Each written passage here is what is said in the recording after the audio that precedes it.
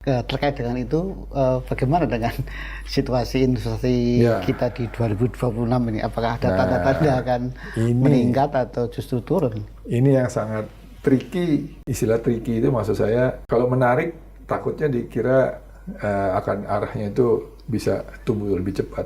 Tricky ini maksudnya dia bisa naik lebih tinggi, kadang-kadang bisa Oh, iya. melemah gitu loh. Kalau kita melihat angka-angka persetujuan atau realisasi dari BKPM sampai kuartal ketiga ya angkanya yang saya tahu, realisasi investasi tahun 2025 itu sudah mencapai 75% dari target, ya kan? Targetnya 1,9 ya kalau saya tidak salah, 1.900-an. Realisasi sudah 1.400 triliun. Tetapi ini hanya fokus di 3 sektor.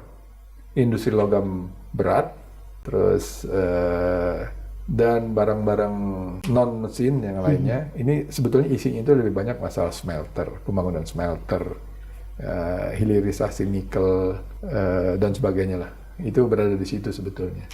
Jadi ini terkait dengan hilirisasi. Lalu yang kedua, sektor pertambangan. Pertambangan ya kembali lagi masalah hilirisasi juga. Dan yang ketiga terkait dengan pergudangan, terus transportasi dan telekomunikasi. Nah ini lebih banyak terkait dengan industri baru, e-commerce. Iya. Gitu. Jadi ini kelihatannya kalau kita lihat polanya, memang investasi kita itu didorong oleh hilirisasi, kebijakan hilirisasi, dan masuknya investasi yang memanfaatkan kecepatan pertumbuhan di bidang digital dan perdagangan digital, e-commerce. Ini bagus sebetulnya ya, artinya ternyata kita masih dianggap, ya karena kita pasarnya besar, dianggap menarik untuk masuk ke e-commerce. Hilirisasi tentu karena policy pemerintah untuk menarik investasi sebanyak-banyaknya di sini ya.